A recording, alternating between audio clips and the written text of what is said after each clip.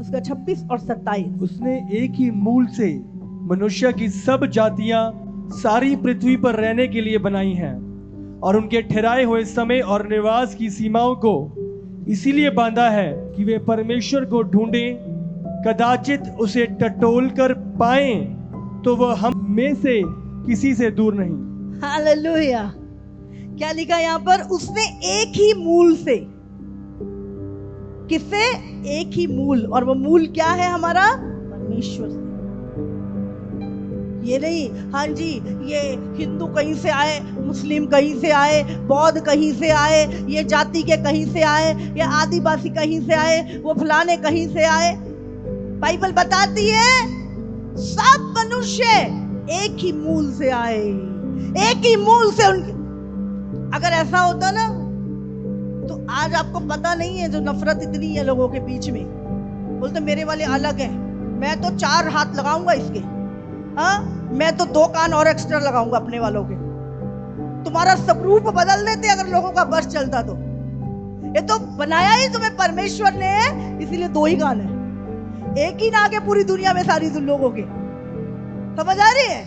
लेकिन दिमाग को घुमा सकता है, लेकिन जब तुम्हारी आंखें हैं दिखता है सब, भाई सब एक जैसे हैं। पूरी दुनिया 8 अरब लोगों, एक ही नाक, 2 ही कान, 2 ही हाथ, 2 ही पैर, सबका खून भी लाल। इसका मतलब एक ही है जिसने सबको बनाया है। और बाइबल कहती है सब एक ही मूल से आए हैं। यहाँ पे क्या लिखा हमें पढ़ा? उसने एक ही मूल से मनुष्यों की सब जातियां सारी पृथ्वी पर रहने के लिए बनाई हैं और उसके ठहराए हुए समय और निवास की सीमाओं को इसलिए बांधा है कि वे परमेश्वर को ढूंढे। आप कहीं भी पैदा हुए, हर एक व्यक्ति के अंदर एक सवाल, परमेश्वर कौन है? जब वो ढूंढेगा ना, लिखा परमेश्वर खुद चाहता है कि मनुष्य परमेश्वर को ढूंढे। और यहाँ पे लिखा है कि वे परमेश्वर को ढूंढे, कदाचित उसे टटोल कर पाए। जब ढूंढेगे ना, मैंने ढूंढा कौन है परमेश्वर, किसने बनाया मुझे, जब ढूंढा ढूंढा, टटोला, इधर उधर टटोला, देखा तो यीशु मिल गया। हालेलुया। जिसने मुझे बनाया वो परमेश्वर मुझे मिल गया। और प्रभु की आज इच्छा भी है, तो भी वो हम में से किसी से दूर नहीं। आगे अगर हम इसका 30 पढ़े, इसलिए परमेश्वर ने अज्ञानता के समय पर ध्यान नहीं दिया। हमने जो भी किया, हम जो भी करते थे, मूर्खता के काम करते थे, मूर्खता की बातें हमने किया, बिना लॉजिक के हमने जो भी कर रहे थे, अंधविश्वास जो भी हम कर रहे थे, प्रभु कहता है मैं तुम्हारी अज्ञानता की समय पर जो तुमने किया ध्यान नहीं करता। इसलिए परमेश्वर ने अज्ञानता के समय पर ध्यान नहीं दिया, पर अब हर जगह सब मनुष्यों को मन फिराने की आज्ञा देता। मन फिराना क्या है? अपने बनाने वाले परमेश्वर के पास लौट आना। जो उससे अलग हो गए थे, इधर उधर बिखर गए थे पूरे संसार में, अब प्रभु चाहता है, तुमने अज्ञानता में जो कुछ किया, लेकिन अब परमेश्वर सब जगह सब मनुष्यों में मन फिराने के मौका देता है। आमीन। Hallelujah, hallelujah. सब मनुष्यों को मन फिराने की आज्ञा देता है। पाप से मन फिराना, अनाज्ञाकारिता से मन फिराना, पापों से मन फिराना। यीशु मसीह जब आया तो उसने क्या बोला? अपने पापों से मन फिराओ, क्योंकि स्वर्ग का राज्य निकट है। यही था यीशु का पहला प्रचार, अपने पापों से मन फिराओ। तो यहाँ पर प्रभु कहता है अब वो सब जगह सब मनुष्यों को मन फिराने की आज्ञा देता है। हालेलुया।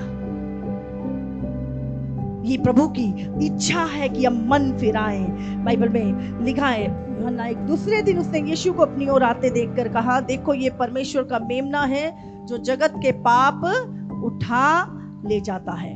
यीशु मसीह ने क्या? पूरे जगत के पापों को उठा लिया। हालेलुया। और एक जगह लिखा है कि यीशु मसीह खोए हुओं को ढूंढने आया। हालेलुया। हालेलुया। हम क्या थे? खोए हुए थे, अपने बनाने वाले परमेश्वर से दूर थे,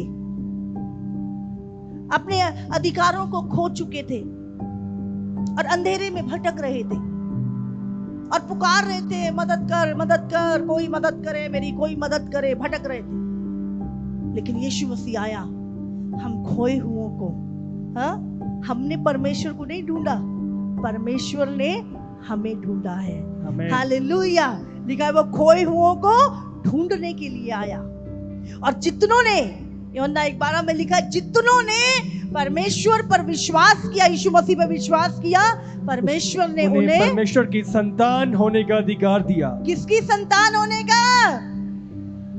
हम पहले परमेश्वर की संतान थे, बाद में हमने अपने आप को किसके हाथ में दे दिया? शैतान के हाथों में दे दिया। बाइबल में कहा शैतान आरंभ से ही झूठा है, झूठ का पिता है, हत्यारा है, और हम भी उसके जैसे ही बन गए थे, वैसी आदतें हो गई थी हमारी। लेकिन जब हम दोबारा से यीशु पे विश्वास करते हैं तो परमेश्वर हमें फिर से अपनी संतान होने का वो अधिकार जो हम खो चुके थे पाप के कारण, दोबारा से हमें अधिकार देता है। हमें परमेश्वर अधिकार पहनाता और कहता है, आज से तू मेरा पुत्र है, तू मेरा पुत्र है। आमीन। हालेलुया।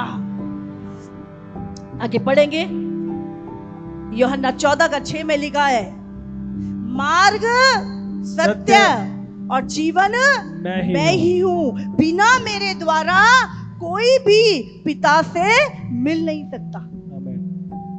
मार्ग, पिता तक मार्ग यीशु, सत्य यीशु, जीवन यीशु। आप यीशु को जीवन देते हो या यीशु आपको जीवन देता है?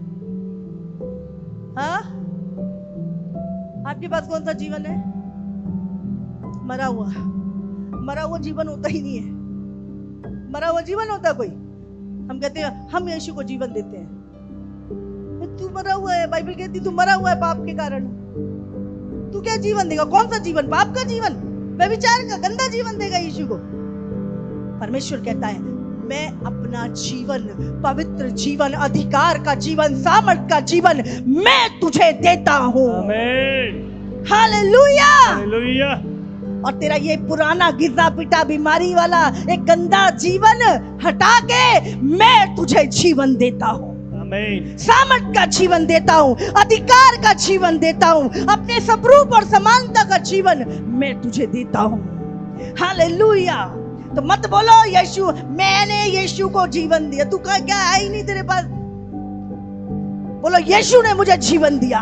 यीशु ने मुझे जीवन, मतलब मैंने नहीं, यीशु ने मुझे पवित्र जीवन दिया। यीशु ने मुझे पवित्र जीवन। हालेलुया। हालेलुया। हमारे पास है ही नहीं था देने के लिए कुछ उससे, इसीलिए याद रखिए, यूहन्ना 14:18 भी पढ़ेंगे। मैं तुम्हें अनाथ नहीं छोड़ूंगा, हाँ, मैं तुम्हारे पास आता हूँ।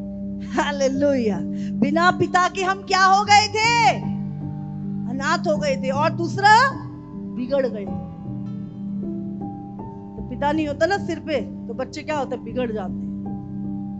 पिता कंट्रोल में रखता बच्चों को। हाँ, 2 कुरिन्थियों 5:17। इसलिए यदि कोई मसीह यीशु में है तो वह नई सृष्टि है, पुरानी बातें बीत गई, देखो सब बातें नई हो गई। हाँ, पुरानी बातें बीत गई। पुरानी बातें कौन सी थी? पुरानी बातें थी, आप और मैं श्राप के अधीन थे, आप और मैं मृत्यु के अधीन थे, आप और मैं बीमारी के अधीन थे, आप और मैं नरक की आग में जाने वाले थे, आप और मैं पाप के जुए के नीचे थे। ये पुरानी बातें थी। समझ रहे हैं आप? हम बंधनों में थे, हम शैतान के हाथों में थे, हम उसके अधिकार में थे। ये पुरानी बातें थी। लेकिन बाइबल क्या कहती है? अब जब तुमने यीशु पर विश्वास किया, अब तुम मसीह में नई सृष्टि हो, पुरानी बातें बीत गई हैं और देखो सब कुछ नया हो गया। आमीन। सब बातें नई हो चुकी हैं। इसका अगला भी पढ़ेंगे। ये सब बातें प्रभु की ओर से हैं। हाँ, ये सब बातें किसकी ओर से हुई? तुमने कुछ नहीं किया उसके लिए, तुम्हारा रोल नहीं है इसमें। ये सब कुछ प्रभु की ओर से, क्योंकि उसने कहा मैं तुझे अनाथ नहीं छोड़ूंगा, इसलिए वो आया तुम्हें छुड़ाने के लिए। उसने तुमसे प्रेम किया।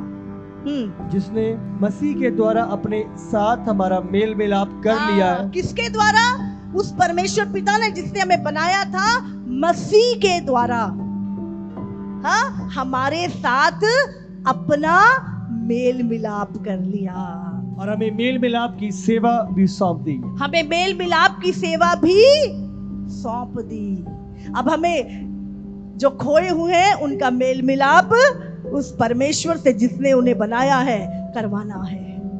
हाँ, पहले क्या हुआ? मेरा मेल मिलाप हुआ परमेश्वर से, फिर मेरे परिवार का हुआ, हाँ, फिर लोगों का हुआ। आज लाखों लोगों का मेल मिलाप परमेश्वर से करवा रहे हैं। आमीन, हालेलुया, हालेलुया। तो पहले मेल किया, फिर मेल मिलाप की सेवा सौंप दी। कोई सेवा छोटी या बड़ी सेवा नहीं होती है। आज लोगों को लगता है ये सेवा बड़ी है, वो सेवा छोटी है। कोई सेवा छोटी, एक ही सेवा है कि खोए हुओं को ढूंढना और परमेश्वर से मिला देना, यही सबसे बड़ी सेवा है। आमीन, हालेलुया। हालेलुया। प्रभु ने किसी को 1 तोड़ा, किसी को 2 तोड़े, किसी को 5 तोड़े दिए। सबको अलग अलग गिफ्ट दी। सबको परमेश्वर ने मेल मिलाप की सेवा सौंपी है और हम सबको करनी है। करनी है नहीं करनी?